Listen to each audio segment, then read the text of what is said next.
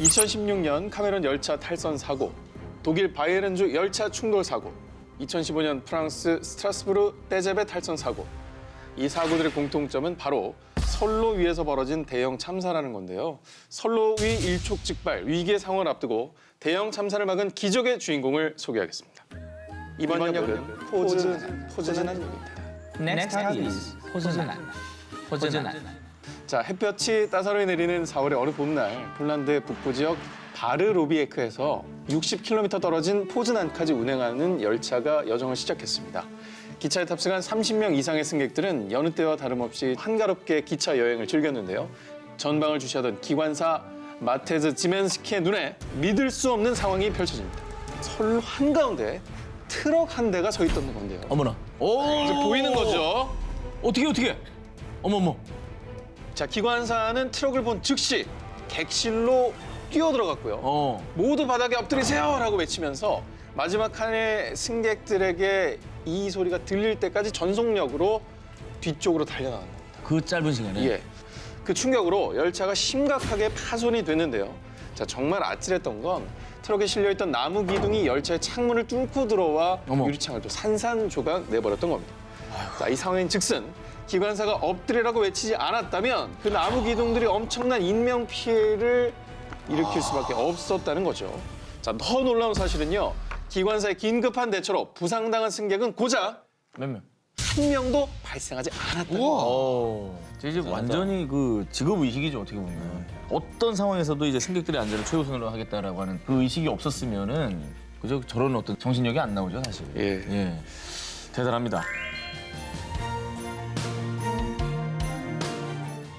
부산 곰내 터널 비공식 어벤져스.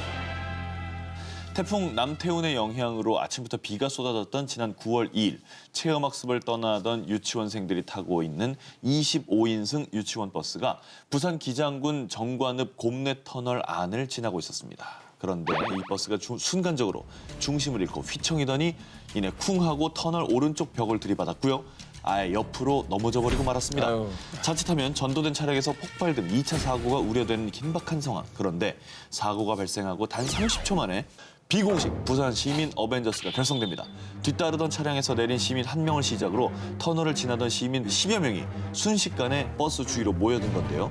버스 안에 갇혀 울고 있는 유치원생들을 발견하고 마치 이전에 이미 수십 번이고 훈련이라도 한 듯 능수능란하게 아이들을 구조하기 시작합니다. 다른 시민은 무사히 빠져나온 아이들을 받아 터널 가장자리로 안전하게 대피시키고 또 다른 시민은 사고에 놀란 아이들의 상태를 일일이 살피고 안심까지 시켰습니다. 이렇게 부산의 시민 어벤져스는 착착착 순식간에 유치원생 21명과 운전자, 인솔교사까지 모두 안전하게 구하며 작전을 성공시켰는데요. 놀라운 점은 이 모든 일이 119가 도착하기도 전인 사고 발생 3분 30여 초 만에 모두 해냈다고 합니다. 또 다행히 아이들 모두 안전띠를 메고 있어 큰 부상을 입지는 않았다고 합니다. 진짜 안전띠. 부산경찰청에서는 구출작전 성공 후에 홀연히 사라져버린 이 시민 어벤져스들을 찾기 위해 얼굴책 공식 페이지에 곰내 터널의 영웅들을 찾습니다라는 제목과 함께 글을 게재했는데요. 수소문 끝에 당시 현장에서 도움을 준 시민 모두와 연락이 닿았고요. 감사장을 수여할 수 있었다고 합니다. 기적은 멀지 않고 가까이 있는 것 같아요. 그렇습니다. 그리고 우리가 또 놓치지 말아야 될 거는 모든 아이들이 다 안전띠라고 있었다. 나는 그게 진짜 핵심이었던 것 같아요. 핵심이죠. 핵심 중에 또 하나죠. 평범한 주민들의 특별한 사랑.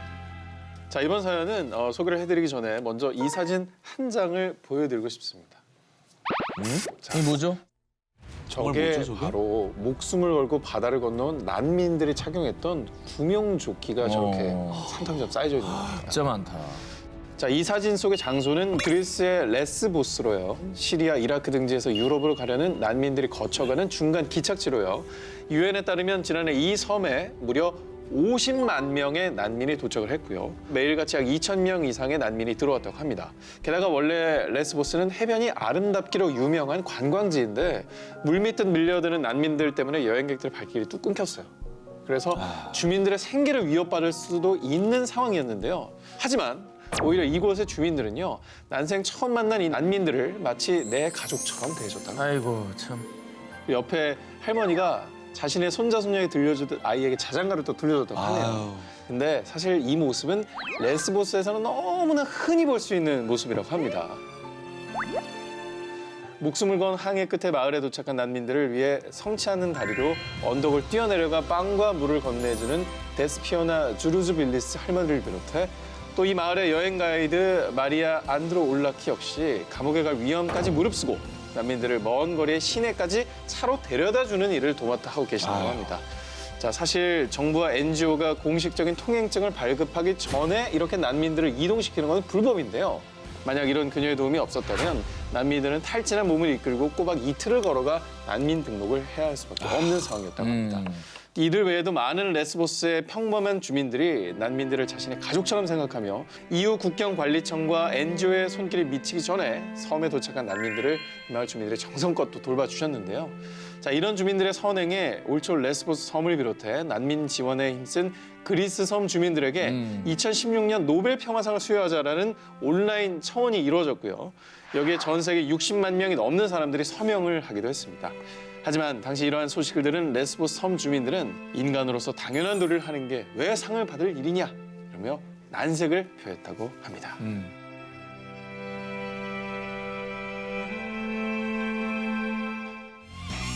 대홍수에 맞선 인간 사슬.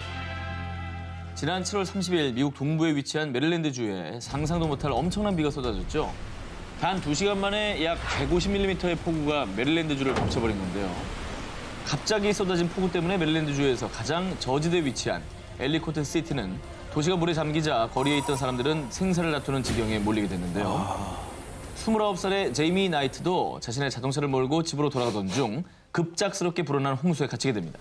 물의 압력 때문에 자동차를 움직일 수도 차문을 열고 나갈 수도 없었던 그녀.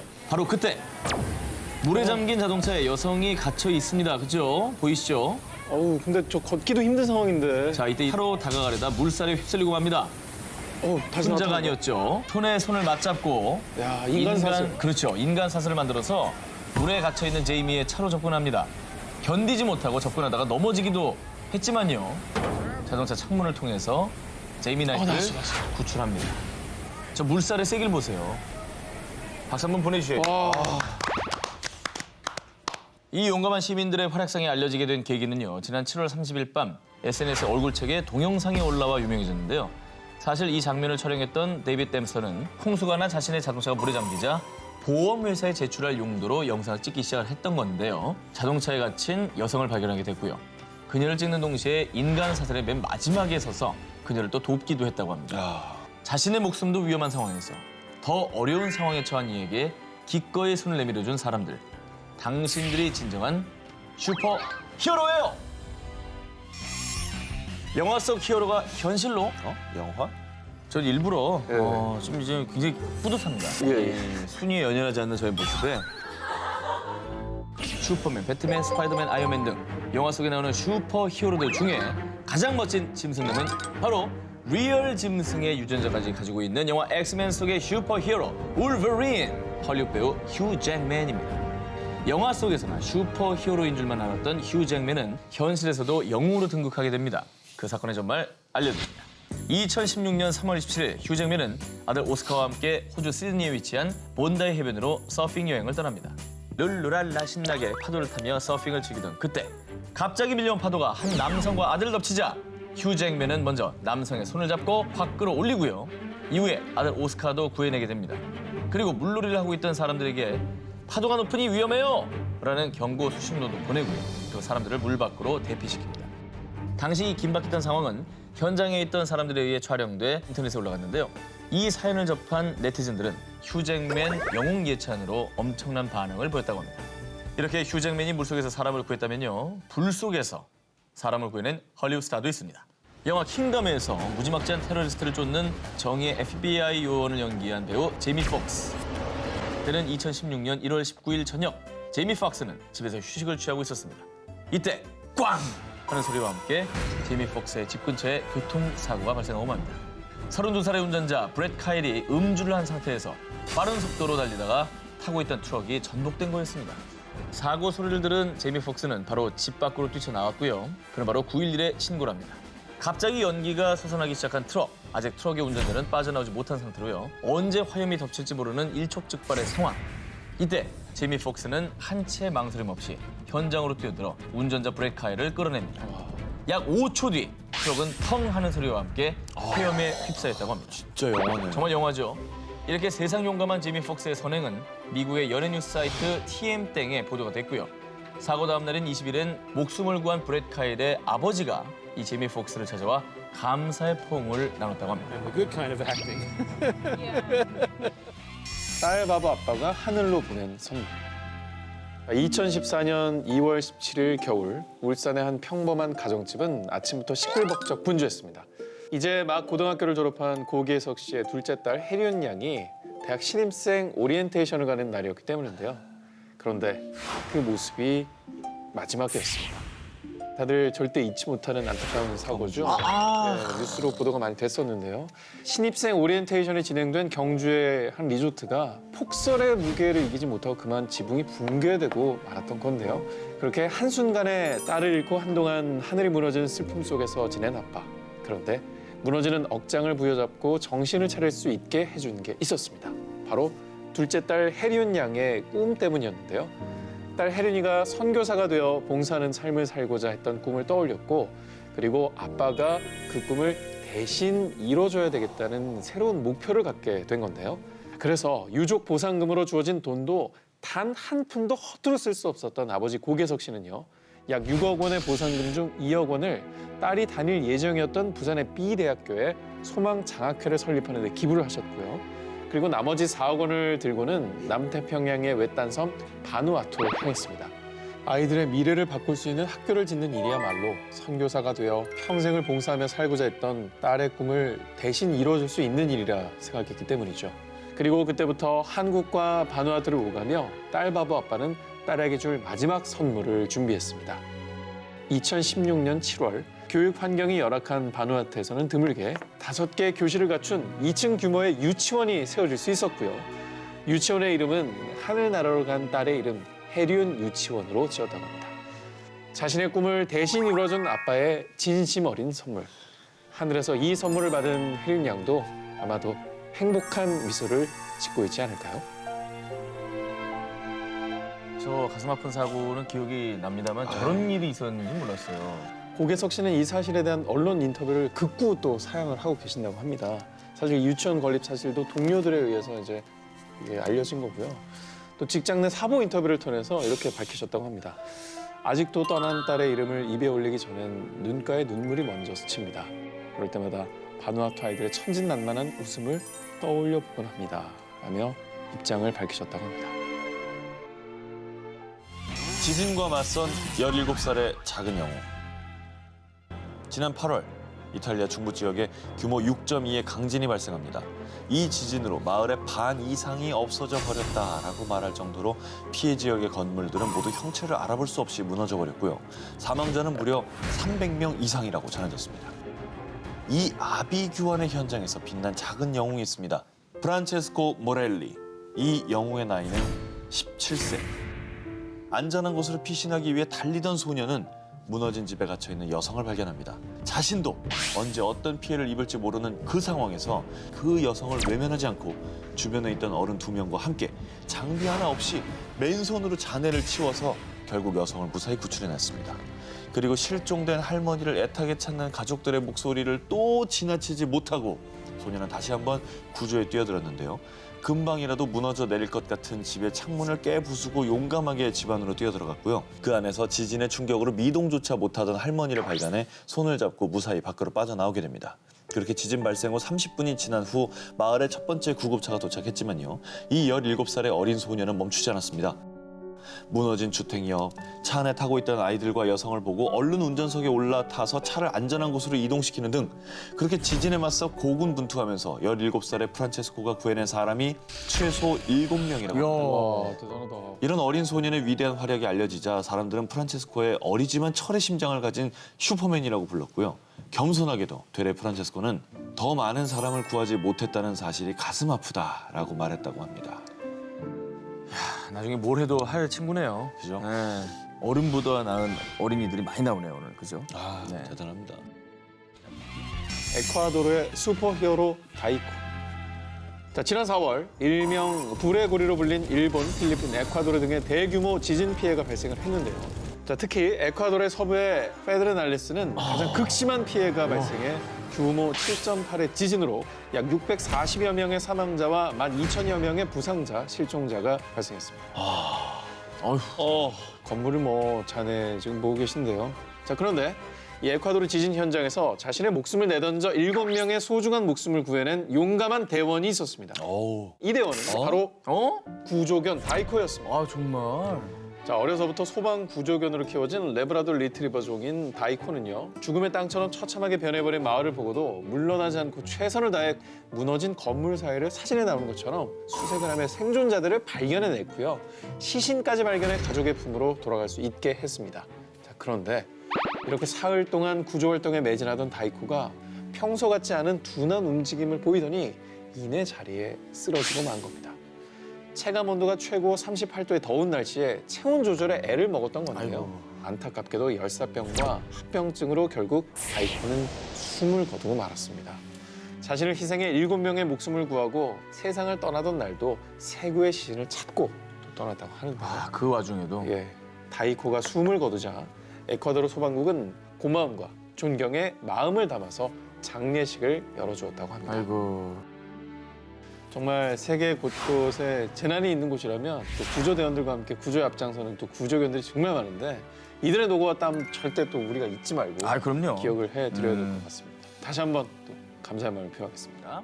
먼저 어두웠던 과거를 씻겨드립니다. 그리고 잊지 말아야 할 이름 초인종 의인 안치범. 자, 먼저 어두웠던 과거를 씻겨드립니다부터 소개해드리겠습니다. 지난 2014년 미국 미주리주의 세인트루이스에서 노숙자를 위한 푸드트럭 봉사를 하고 있던 제이크 오스틴. 오랫동안 씻지 못한 노숙자들을 보고 각종 목욕용품과 속옷도 함께 나눠주고 있었는데요. 그런데 그가 나눠준 것들이 노숙자들에게는 사치라는 걸 알게 됩니다. 그가 나눠준 목욕용품을 사용할 장소가 노숙자들에게는 없었기 때문이었죠. 제이크 오스틴은 이들을 어떻게 도와야 할지 고민하기 시작을 했습니다. 그러다 한 가지 결심을 한 제이크 오스틴. 자신의 사비를 탈탈 털어 트럭 한 대를 $5,000, 약 584만 원에 구매하게 됩니다. 그리고 마침내 올해 5월 이것이 완성되고 맙니다. 주먹을 불끈 쥔 파이팅 넘치는 그림과 함께 샤워 투 더 피플이라고 적힌 이 트럭. 바로 노숙자들을 위한 움직이는 샤워 트럭이죠. 트럭 안에 들어가면요, 2개의 샤워 부스와 세면대, 거울 등이 갖춰져 있고요. 비누와 면도기, 샴푸, 로션 등도 갖춰져 있는 그야말로 움직이는 목욕탕이라 할 수 있습니다. 제이크 오스틴은 이 샤워 트럭을 끌고 지금까지 매일 세인트루이스 곳곳을 돌아다니며 노숙자들의 청결을 책임지고 있는데요. 이렇게 이곳에서 샤워를 한 노숙자들은 겉모습만 변화될 뿐이 아니라요, 그동안 무너져 내렸던 자존감이 회복되는 놀라운 일을 경험했다고 합니다. 이렇게 참 깨끗하게 씻고 나면 기분도 상쾌해지고 다른 또 이제 마음의 결심을 하게 되고요.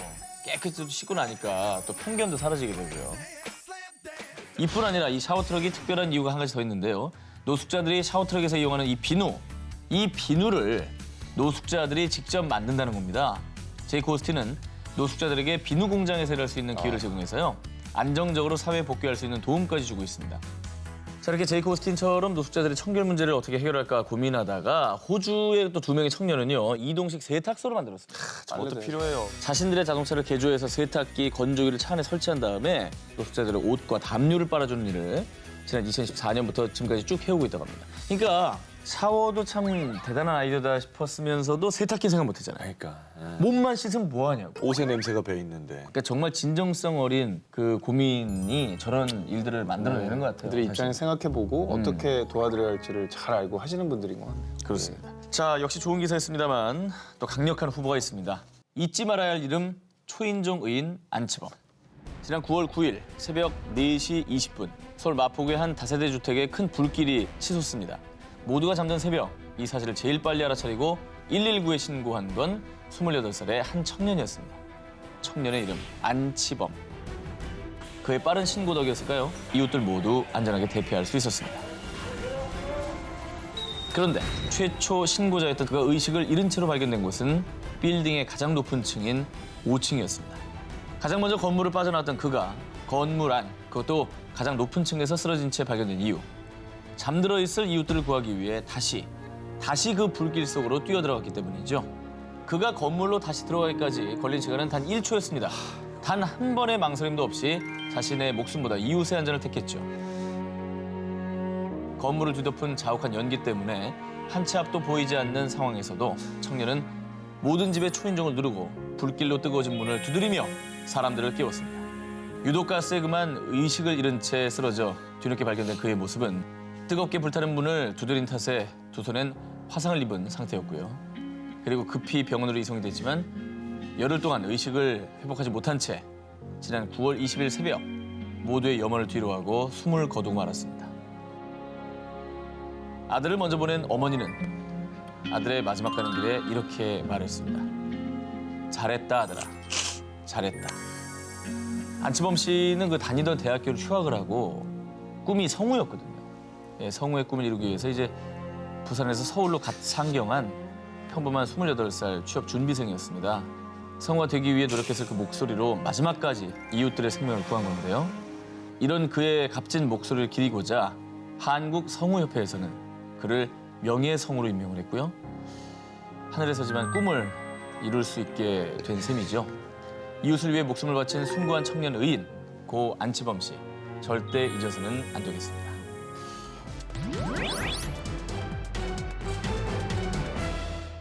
전염병의 세계적 대유행, 팬데믹 상태까지 치달은 코로나19는요. 전 세계 수많은 이들의 일상을 모두 바꿔놨습니다. 특히 이들의 생활까지 180도 바꿔놨습니다. 아르헨티나 부에노스아이레스 코로나19 의심 환자들이 한 병원을 찾았습니다. 그런데 말입니다. 아니 당신이 여기서 왜 나와요? 의사를 보고 깜짝 놀란 환자들. 아니 누구길래 놀란 건가요? 자, 환자를 놀라게 한 의사는 파울라 파레토였습니다. 근데 그녀는 그냥 의사가 아니었습니다. 누구죠? 2016년 리우데자네이루 세계스포츠대회 여자 유도 48kg급에서 아르헨티나 여성 최초로 금메달을 획득한 유도 영웅이었습니다. 야, 근데 유도 선수인데 의사예요? 그런 거죠. 파레토는 유도 선수 겸 부에노스아이레스대 의대를 졸업한 정형외과 전문인데요. 심지어 정형외과예요? 그렇죠. 대단하다. 와. 금메달이냐 의대 졸업장이냐 그것이 문제로다. 유도와 의대 사이에서 고민하던 그녀는 결국 어느 하나도 포기하지 않기로 결심했고요. 정말 1분 1초를 허투루 쓰지 않고 운동과 공부를 병행한 끝에 세계 스포츠 대회 금메달과 의대 졸업장을 함께 거머쥐었습니다. 하나만 몰입해도 될까 말까 한다고 네. 금메달도 따고 의대 졸업장을 땄대요. 대단하다. 대단합니다. 그런데 4월 중순경 아르헨티나의 코로나19 확진자가 무려 2,400명을 넘어서며 전국에 비상이 걸리자 파레토는요. 자신의 도움이 필요한 곳을 찾다가 병원 응급실에서 코로나19 의심 환자들을 진단하기로 한 겁니다. 어머머. 스포츠 영웅으로 뭐 국가를 빛내고 또 이제는 의사로서의 본분을 넘어서서 국민을 지켜내는 영웅으로 활약을 했네요. 그죠. 정말 멋지지 않습니까? 자, 그런데 말이죠. 이 코로나19와의 전쟁 최전선에 뛰어든 세계 스포츠 대회 메달리스트는 그녀뿐만이 아니었습니다. 캐나다 여자 아이스하키 국대 금메달을 4개나 딴 하키계의 전설이죠. 헤일리 위켄하이저는요. 2017년 하키 선수로 은퇴한 뒤에 의대에 진학, 현재는 캐나다 토론토의 한 병원에서 내과 전문의로 코로나19에 맞서고 있다고 하고요. 또 네덜란드의 여자 필드하키 국가대표로 금메달과 은메달을 목에 건 조이스 솜브록 역시 은퇴 후에 암스테르담 인근 병원에서 공중보건 수련의로 일하고 있는데요. 밀려드는 코로나19 의심 환자를 진단해 병원 치료 여부를 결정하는 아주 중요한 업무를 맡고 있다고 합니다. 스포츠 영웅들이 이제는 코로나19 사태의 영웅으로 또 다른 모습을 보여주고 있네요. 아르헨티나 유도 영웅에서 코로나19에 당당히 맞서고 있는 의사 파레토는 이런 말을 전했습니다. 신념을 갖고 노력하는 한 승리는 우리에게 있다는 걸 기억하고 힘냅시다. 그리고 여기 메달리스트는 아니지만요. 코로나19와의 전쟁에 나선 또 다른 스포츠 영웅이 있습니다. 이 스포츠 스타 아마 이름 들어보셨을 겁니다. 바로 마크 해밀턴. 유명한 선수죠. 2011년 메이저리그에서 활약해 월드시리즈 우승 반지를 끼는 최고의 영광까지 누린 해밀턴은요. 당시 소속 구단인 세인트루이스 카디널 B의 감독으로부터 해밀턴은 아주 영리한 선수다라는 극찬까지 받은 선수였습니다. 그런데 지난 4월 8일 메이저리그 공식 홈페이지에 올라온 글. 해밀턴 코로나19 종식을 위해 병원에서 근무한다. 진짜? 닥터. 의사가 된 거예요? 오호. 자원봉사가 아니고 의사가 됐다고? 그치, 의사는 자격증 있어야 되는데. 맞습니다. 야구 선수 해밀턴에게는요 뚜렷한 인생의 목표가 있었습니다. 30살이 됐을 때 유명한 메이저리거가 되지 못했다면 아버지의 뒤를 따르겠어. 그리고 30이 되던 2014년 안타깝게도 해밀턴은 부진한 성적을 거두자 실망하지 않고 계획대로 미국 뉴욕에 위치한 모 의대에 진학한 겁니다. 아니 근데 저기 쉽나? 아니, 마음만 먹으면 의대를 가는 거예요? 연봉이 어마어마한데 그러네. 앞으로 더 잘하면 천문학적인 돈을 벌 수 있지만 그냥 자기는 자기가 정해진 길을 가겠다 이런 신념이 더 컸었던 것 같아요. 예. 그러니까 자전 안 하고 계획을 실천하는 모습이 저는 여기서 주목받아야 될 게 아닌가. 그리고 지난 4월 10일 해밀턴은 36살의 나이로 드디어 의대를 졸업했고요. 이제 곧 치열한 코로나19 의료 현장에 투입될 것이라고 전해졌습니다. 이후 코로나19와 싸우게 된 전 메이저 리거로 불리게 된 해밀턴은요. 제가 해야 할 일이 있고 그 일에 제가 필요하다면 제 모든 능력을 다해 해내고 말 겁니다. 이런 당찬 소감을 전했습니다. 멋있다. 진짜 멋있다.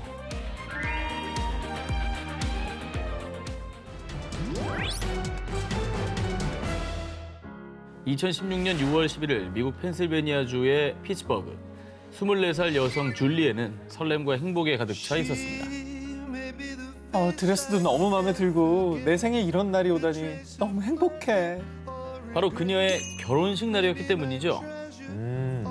결혼이야말로 정말 인생의 새로운 시작점 아니겠습니까? 그럼요. 또 얼마나 두근거리고 행복했겠어요. 저때 설렘들 다 알고 있겠네요. 아유, 저 표정 봐요, 사진에. 네. 얼마나 좋은가. 순백의 웨딩드레스를 입은 그녀의 모습은 마치 여신처럼 눈부셨죠. 사람들의 축복 속에 결혼식을 올린 줄리에. 그리고는 세상에서 가장 행복한 기분으로 신랑과 함께 피로연이 준비된 호텔로 향했는데요. 자, 그런데 거기 누구 없어요? 제발 도와주세요. 어디선가 비명소리와 함께 누군가 도움을 요청하는 다급한 목소리가 들린 겁니다. 왜 무슨 일이에요? 놀란 신부 줄리에는 일단 신랑과 함께 목소리가 들리는 곳으로 향했습니다. 그곳에서 줄리에가 목격한 것은 쓰러져 있는 한 여성. 당시 주변에 있던 사람들은요, 여성이 맥박이 뛰지 않는 것 같다고 했지만 속수무책, 다들 발만 동동 구르고 있었습니다. 응급 환자가 이제 발생한 거군요. 그렇죠. 자, 그런데 이때 다들 비키세요. 제가 할게요. 줄리는 쓰러진 여성의 호흡을 확인한 뒤 바로 심폐소생술을 시작했습니다. 진짜 웨딩드레스 입고 있구나. 그렇죠? 옷 갈아입을 뭐 정신이 어디 있습니까? 진짜 위급한 상황이었나 보네. 그렇죠. 야, 그런 동안 그녀의 새하얀 웨딩드레스는 바닥에 쓸려 더러워지고 얼굴은 땀범벅이 돼 메이크업이 다 번졌지만요. 그러나 신부 줄리에는 전혀 개의치 않았습니다. 오직 쓰러진 여성을 살려내기 위해 심폐소생술에만 집중했습니다. 그리고 그 사이 구급차가 도착을 했습니다. 천만다행히도 신부 줄리에의 빠른 응급처치 덕분에 쓰러진 여성은 무사할 수가 있었다고 합니다. 진짜 다행이다. 정말 다행입니다. 이게 다 속수무책으로 막 손 놓고 있는 상황에서 이 신부가 CPR을 할 줄 알았나 보네요. 예. 아니 신부가 뭐 의사나 간호사나 뭐 응급 구조요원이나 이런 사람이었어요? 그렇습니다. 사실 신부 줄리의 직업은 간호사였습니다. 현장에 그녀가 있었기에 위급한 생명을 구할 수 있었던 것이죠. 근데 사실 또 결혼식이 인생의 정말 중요한 순간인데 뭐 피로연이고 뭐고 생명을 구하기 위해서 달려든 게 정말 멋있고 대단하다는 생각 드네요. 아버지 임종 앞둔 아들의 선택. 2011년 4월 중국 안휘에 위치한 한 종합병원. 50대 남성 장신지는 평소 지병을 앓던 아버지께서 위독하다는 소식을 듣고 급하게 병실로 달려갔는데요. 창백한 안색에 숨쉬는 것마저 힘겨워하는 아버지의 모습을 보고 아들 장신지는 아버지의 임종이 머지않았음을 예감했습니다. 얼마나 안타까운 순간이 또 다가오고 있네요. 그죠?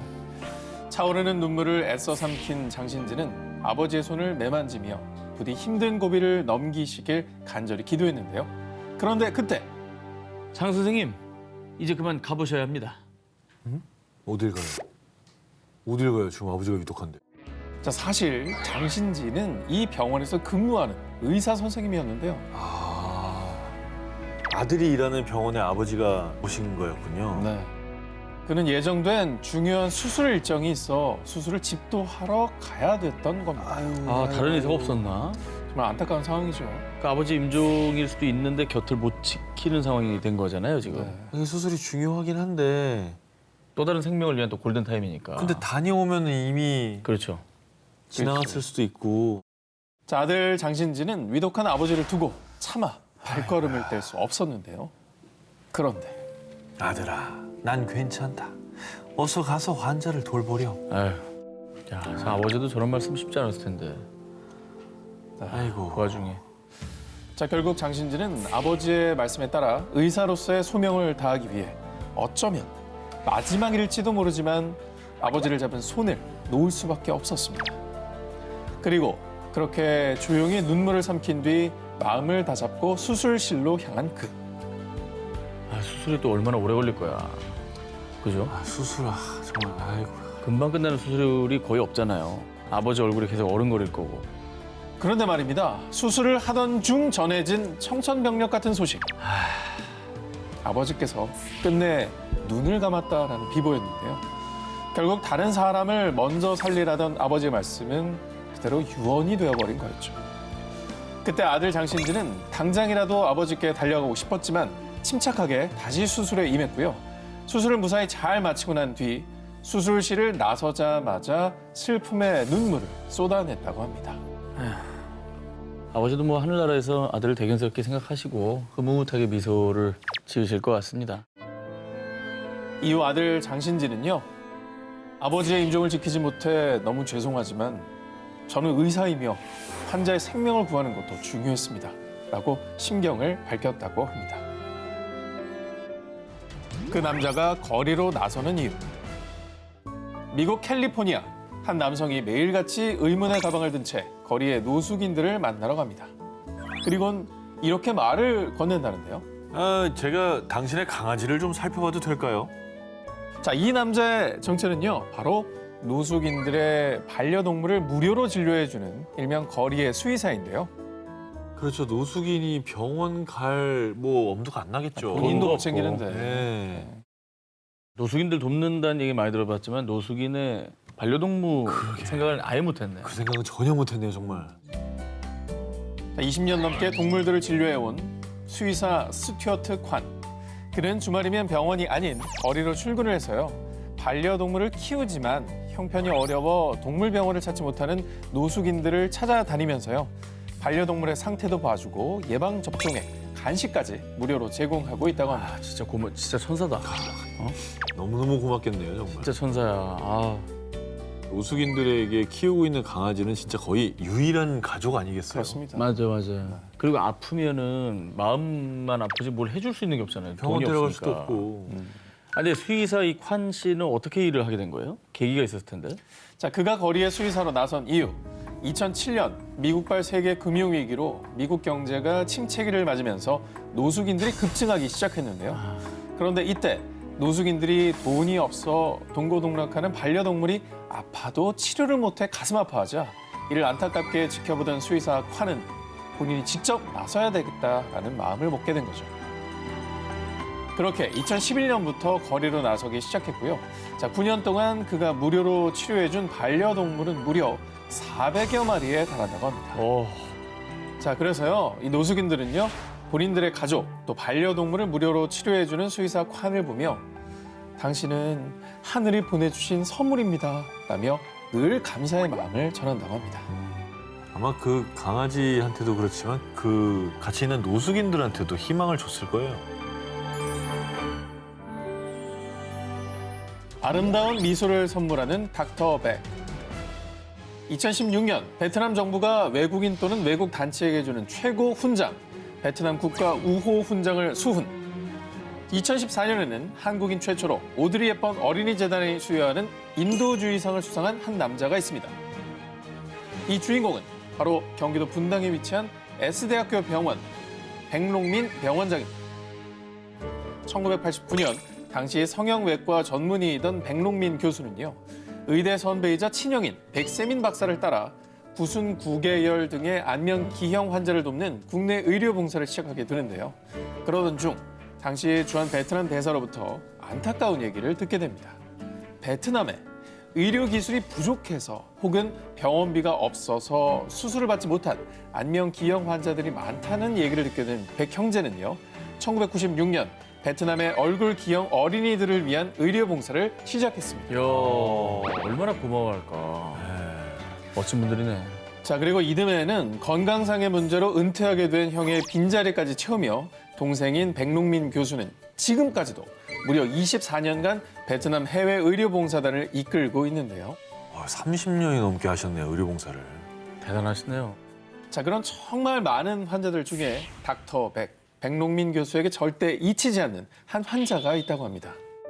베트남에서 만난 청년 타잉은요, 10살 그 어린 나이에 길에 굴러다니는 수류탄을 갖고 놀다 그만 사고를 당하고 말았는데요. 어머머. 아휴, 뜨거운 화염에 피부가 녹아내려 턱과 가슴이 달라붙고 말았다고 합니다. 오.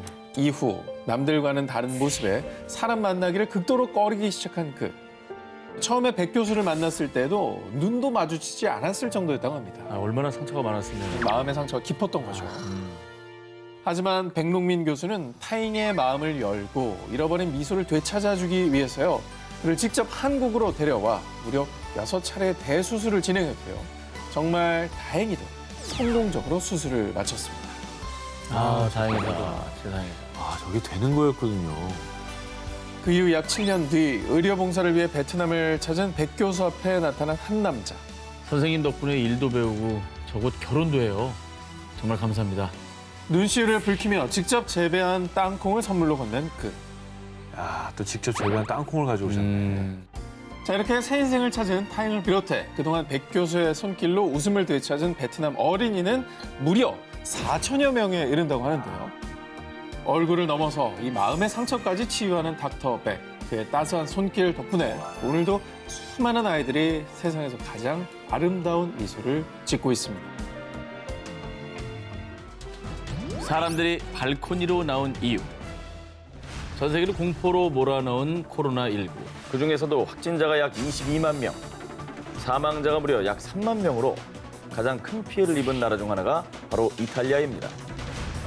코로나19 확진자가 급증하며 외출 금지령까지 선포한 이탈리아에서요. 토요일 낮 12시만 되면 너나 할 것 없이 창문을 활짝 열고 발코니로 나온다고 합니다.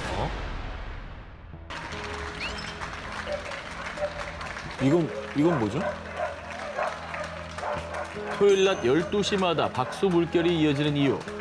3월 14일 토요일 정오, 의료진들에게 박수를 보냅시다. 코로나19 최일선에서 사투 중인 의료진들에게 감사의 마음을 전하는 응원 캠페인이었습니다. 이 캠페인은요, SNS상에서 널리 퍼지며 로마, 나폴리, 밀라노 등 이탈리아 곳곳에서 박수갈채가 울려 퍼졌는데요. 그리고 코로나19를 함께 극복하고 희망을 잃지 말자는 취지로요. 떨어져서 함께라는 해시태그를 달고 박수뿐 아니라 악기 연주에 노래까지 함께 부르며 아름다운 응원을 하는 플래시몹 캠페인까지 선보이고 있다고 합니다. 연주하는 것이 이렇게? 그렇죠. 각자 집에 있는 악기 하나씩. 이탈리아 국민들의 뜨거운 응원을 받은 의료진들은요. 많이 지쳤는데 덕분에 힘이 납니다. 응원해 주신 만큼 오늘도 열심히 싸울게요. 라며 화답했다고 합니다. 현재 코로나19 사망자와 확진자가 가장 많은 나라 미국에서도 이루어지고 있다고 합니다. 특히 코로나19 피해가 가장 큰 뉴욕은 온종일 환자들을 수송하는 앰뷸런스의 긴급 사이렌 소리가 울려 퍼지고 있는데요. 그 긴박한 상황 속에서도 매일 저녁 7시에는 특별히 감사의 사이렌 소리가 울립니다. 코로나19 때문에 전반적으로 좀 사회 분위기 약간 우울해졌잖아요. 다 위축돼 그래서 있죠. 이렇게 같은 시간 정해서 발코니에 나와서 박수치고 노래하고 그러면 좀 기분도 좀 좋아지고 다시 힘을 좀 얻을 것 같아요. 혼자만이 아니라는 생각을 갖게 만드는 것도 중요할 것 같습니다. 지구촌을 하나로 만든 힘찬 응원. 코로나19와 싸우는 전 세계의 모든 히어로들을 위해 우리도 힘차게 박수로 응원을 보내봅시다. 감사합니다. 이 기자. 형제 목숨을 구한 슬기로운 선택. 2017년 11월 호주의 서부 지역인 퍼스. 55세 쌍둥이 형제인 캠벨과 이안은 일을 마친 뒤 귀가하기 위해 피곤한 몸을 이끌고 운전대를 잡았습니다. 그런데 이때 형제가 탄 차량이 그만 도로 옆에 있는 나무와 충돌. 어떡해. 이 사고로 차량은 형체를 알아보기 힘들 정도로 망가졌습니다. 우와, 그 차의 형태가 거의 안 남아있는데요. 차 안에 갇혀있던 형제는 구급대원들에게 간신히 구출은 됐지만 온몸 곳곳 출혈과 골절상에 심각한 내상까지 입는 등 상태가 매우 위독했습니다. 빨리 일단 병원에 가야 되지 않습니까? 그렇죠. 빨리 최대한 가는 게 좋은데 그런데 그때 이 절체절명의 순간 형제에게 달려온 한 남자. 환자분, 괜찮으세요? 환자분! 그는 퍼스의 한 병원 응급의학과에서 근무하는 의사 크리스 암스트롱이었습니다. 그는 우연히 인근 거리를 지나던 중에 차량 충돌로 발생한 연기를 보고 서둘러 교통사고 현장으로 달려온 건데요. 의사 암스트롱은 구급대원들이 구출한 형제를 신속하게 진찰했습니다. 다행이다. 그런데 지금 당장 치료받지 않으면 병원에 도착하기 전에 사망할 수도 있습니다. 의사 암스트롱이 호흡 곤란을 호소하는 형제를 진찰해보니 외상에 따른 폐 손상으로 인해 흉곽 내에 혈액과 공기가 존재하는 외상성 혈기흉이라고 판단, 긴급 수술이 필요한 상황이었습니다. 하지만 그는 깊은 고민에 빠질 수밖에 없었습니다. 그 이후 사고 현장엔 구급대원이 가져온 의료기기, 메스와 포셉이 있긴 했지만 열악한 교통사고 현장에서 수술을 감행하는 것은 자칫 2차 감염이 발생할 수 있는 위험이 따르기 때문이죠. 아, 어떡해. 이게 사실 수술하다 감염이 더 무서운 경우도 있거든요. 예.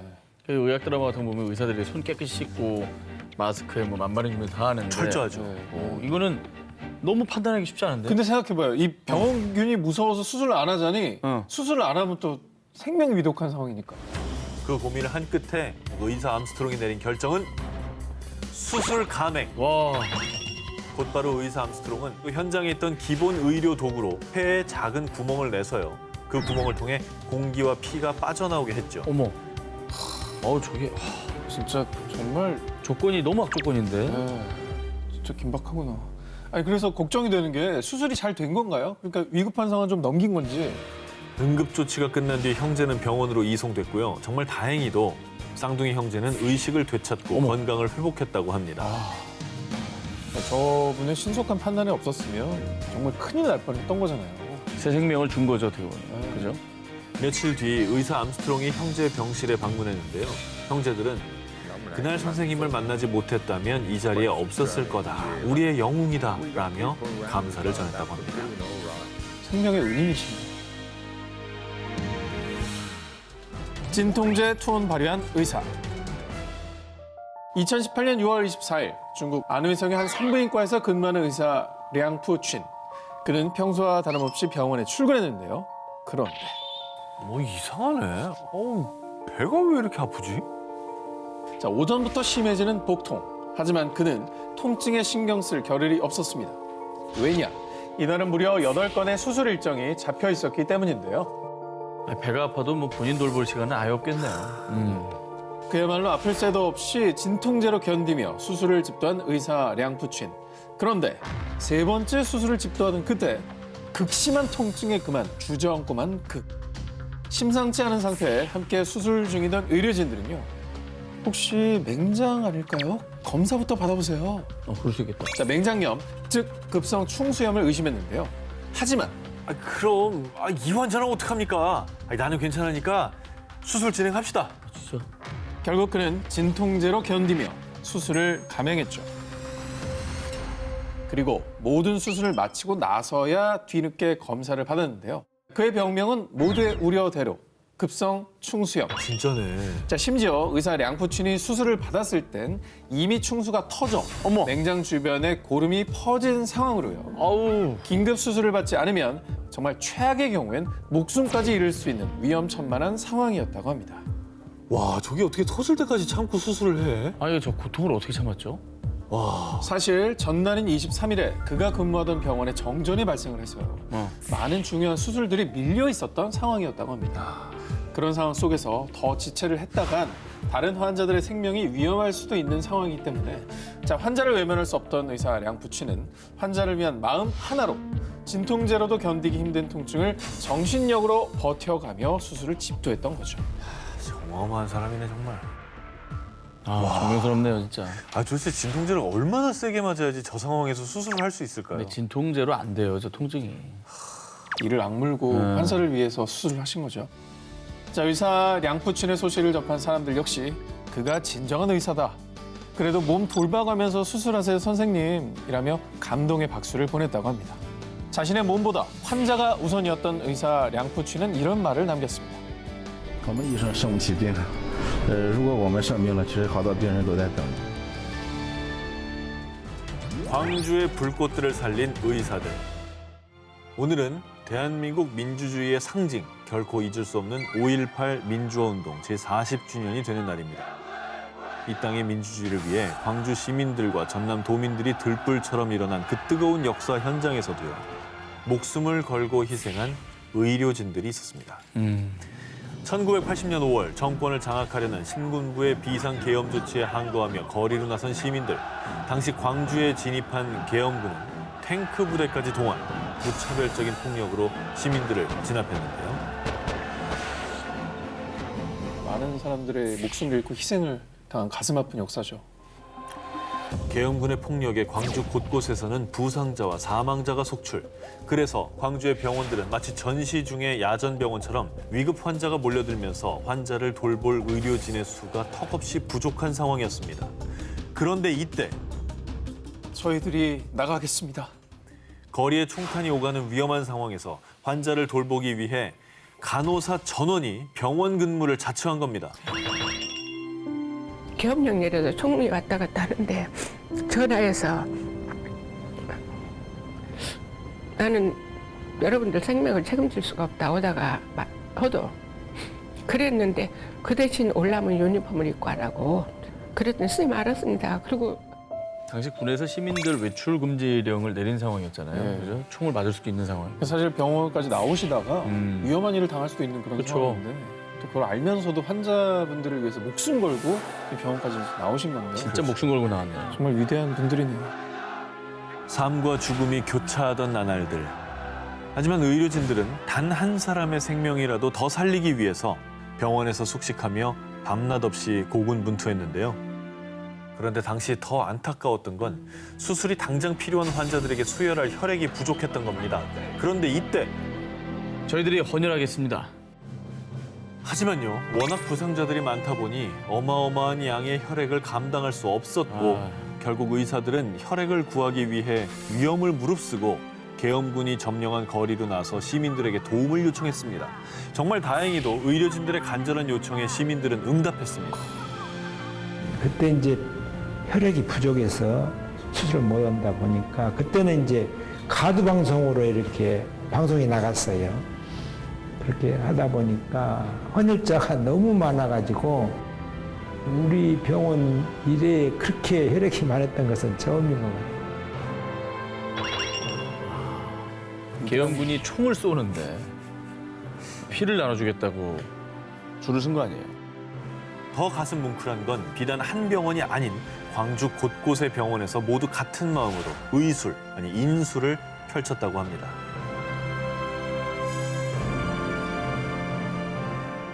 환자 구하기 위해 목숨 건 의사. 2016년 6월 늦은 밤 콜롬비아 수도 보고타의 한 병원에 긴급 환자가 수송됐습니다. 아, 이거 두개골 아니에요? 엑스레이 아닌가요? 자, 뭐가 있죠? 뭐가 박혀 있는 모습인데요. 자, 이 긴급 환자는요, 콜롬비아 동부 아라우카주의 군부대에서 근무하던 병사 레안드로 호세 루나입니다. 여느 때처럼 주변을 순찰하던 그런데 바로 그때 정체 모를 물체가 루나를 향해 날아왔고요. 그대로 그의 오른쪽 광대뼈에 박혔습니다. 어머, 저게 얼굴에 박힌 거예요, 저렇게? 뭐야? 자, 루나의 얼굴에 박힌 물체는요, 다름 아닌 유탄. 동료가 실수로 루나를 향해 발사했던 것입니다. 오, 끔찍해. 자, 루나는 곧바로 인근 병원으로 이송됐습니다. 그런데 죄송하지만 저희는 수술할 수가 없습니다. 수술 중 자칫 잘못하다가는 루나의 얼굴에 박힌 유탄이 터질 수도 있는 일촉즉발의 상황. 그래서인지 인근 병원들에서는 루나의 수술을 거절했습니다. 와, 저거 어떡하냐. 아. 결국 장작 8시간에 걸쳐 수도 보고타의 군병원에 이송된 루나. 이 군병원에서 근무하는 의사 윌리엄 산체스는 루나의 상태를 급히 확인해봤습니다. 자, 이분까지 거절하면 이제 갈 데가 없는 거거든요. 근데 거절한다고 뭐라 할 수가 없어요. 네. 더 큰 피해가 있을 수도 있기 왜냐하면 때문에. 그 병원 안에 환자들도 얼마나 많습니까? 그렇죠. 제가 수술을 집도하겠습니다. 그런데 혹시나 하는 위험에 대비를 하기 위해서였을까요? 수술을 어디서 했냐면요. 병원 주차장에서 얼굴에 박힌 유탄 제거 수술을 시작했습니다. 피부를 가르고 깊이 파고든 유탄을 빼내야 하는 이 고난도의 수술. 만에 하나 작은 실수로 유탄의 뇌관을 잘못 건드리기라도 한다면 환자 루나는 물론 의료진들의 목숨까지 위험해질 수 있는 상황이었습니다. 때문에 의사 산체스는 더더욱 극도의 집중력을 발휘. 정말 극적으로 단 5분 만에 성공적으로 수술을 끝냈습니다. 박수 한번 부릅시다. 예. 야, 아니, 너무 무섭다. 기사 듣는 동안 약간 식은땀 났어요. 너무 무서워. 긴장돼가지고. 아니, 의사도 사람인데 정말 얼마나 무서웠을 거야. 그렇죠. 그 잘못 사람 살리다가 내 주변 동료들은 다 목숨이 위험한 상황이잖아요. 그러니까 죽음에 대한 두려움보다 이제 환자를 살려야겠다는 그 마음이 더 컸던 건데 와. 이후에 의사 산체스의 용기 있는 수술이 언론에 알려지자 용기와 희생 없이는 할 수 없는 일인데 멋지다 라며 많은 이들이 찬사를 보냈습니다.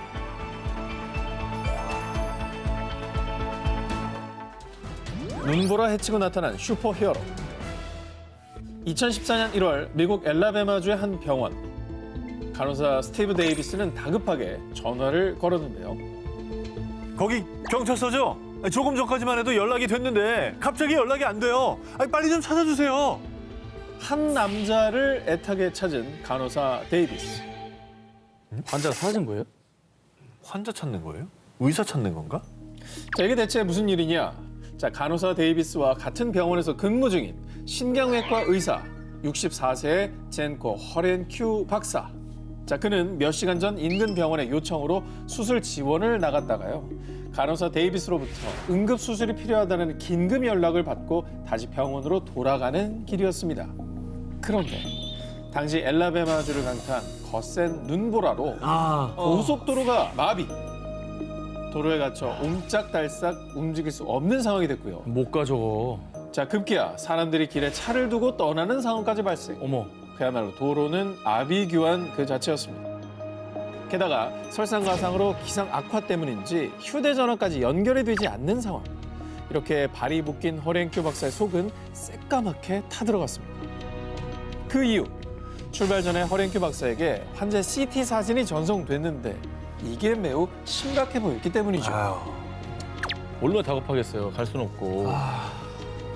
한편 모든 수술 준비를 마치고 허렌큐 박사를 기다리고 있었던 병원 의료진들. 지금 저 걸어가고 있으니까 조금만 기다려 주세요. 아니, 이게 거리가 얼마나 남은 줄 알고 고속도로에서 저 눈보라가 저길 걸어간 거예요? 그리고 나이가 60대예요. 그렇습니다. 예. 사실 본인의 건강도 위험할 수 있는 상황이거든요. 눈보라 속에서는 저체온증이 올 수 있기 때문이죠. 하지만 죽어가는 환자를 포기할 수 없었던 그. 자, 그런데 걸어오고 있다던 허렌큐 박사가 갑자기 연락이 되지 않자 간호사 데이비스가 급히 경찰에 연락을 한 거였습니다. 하지만 폭설로 온 지역이 마비되어 그의 행방을 찾을 수가 없었습니다. 그렇게 초조함 속에 시간만 계속 흘렀는데요. 진짜 이건 무슨 일 난 거 아니에요? 그런데 그때 지금 문 앞입니다. 환자 상태는 어떻습니까? 진짜 걸어서 병원까지 온 거예요? 네. 아니, 그때 자, 환자를 살리기 위해 장장 10km를 무려 2시간 동안 걸어서 온 겁니다. 그 눈보라치는 혹한의 날씨에 말이죠. 10km 2시간이면 진짜 거의 뛰어왔는데. 뛰어온 거예요, 뛰어온 거. 근데 그의 모습을 본 의료진들도 또 놀란 게 급히 뛰쳐나오느라 미처 옷을 갈아입지 못해 그 추운 날씨에 얇은 수술복만 입고 왔을 뿐만 아니라 어머. 또 온몸에 상처까지 있었다고 합니다. 미끄러졌구나. 이 사람은 진짜 대단하시다. 이분은 환자를 살리겠다는 일념 하나, 그 생각 하나만으로 왔네요. 정신력으로. 그렇습니다. 그 뒤에 허렌큐 박사는 숨고를 새도 없이 곧장 수술에 들어갔고요. 와. 정말 다행히도 성공적으로 수술을 마쳤다고 합니다. 수술도 잘 돼서 다행이고 저분도 무사해서 다행이고. 음.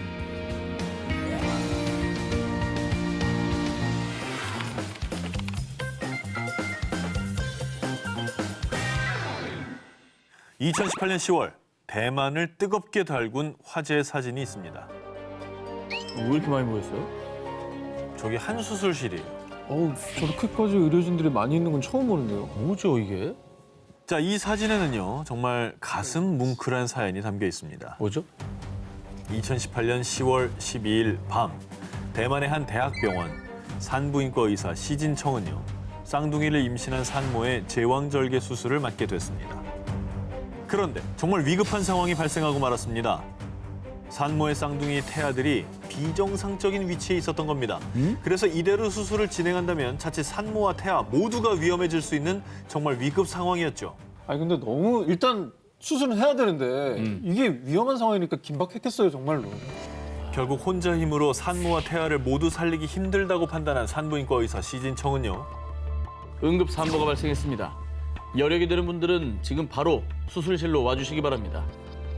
그런데 문제는 이게 늦은 밤 시간이라 퇴근한 의사들도 많았을 시간이었던 거죠. 아유. 그런데 말입니다. 몇 분이 채 지나지 않아 수술실에 펼쳐진 감동적인 광경. 소아과 왔습니다. 마취과도 왔어요. 의사, 간호사, 무려 40여 명의 의료진들이 수술실로 한달음에 달려온 겁니다. 환자를 살리겠다. 산모와 태아를 살리겠다. 이 한마음 한뜻으로 오신 거네요. 약간 소름 돋았어. 늦은 시간임에도 불구하고 또 자신의 환자가 아님에도 불구하고 산모와 태아의 목숨을 구하기 위해 단박에 달려온 의료진들은요. 수술실에서 태아들의 위치를 손수 그림으로 그려가며 의견을 모았고요. 그렇게 긴장감 속에 수술을 진행했습니다. 그리고 그 결과 정말 다행히 산모도 무사했고요. 어우 다행이다. 태아 한 명의 목숨도 살릴 수 있었다고 합니다. 어우. 어쨌든 위급한 상황에서 정말 큰일 하셨네요. 제대로 된 집단 지성이네요. 그죠? 맞습니다. 이후에 이 소식은 산모의 담당이었던 시진청이 자신의 SNS에 동료들이 환자를 위해 달려와 줬습니다. 라는 글과 함께 가슴 뭉클한 사진을 게재하며 알려지게 됐는데요. 이에 대해 산모의 남편도 아이의 아빠입니다. 비록 한 아이를 떠나보냈지만 여러분의 헌신을 보며 눈물이 났습니다. 이제 우리가 한 명의 작은 천사를 지키겠습니다. 라며 큰 고마움을 전했습니다. 언제 어디서나 모든 생명을 지켜주는 우리 곁의 히어로, 의료진 여러분 정말 존경하고 고맙습니다.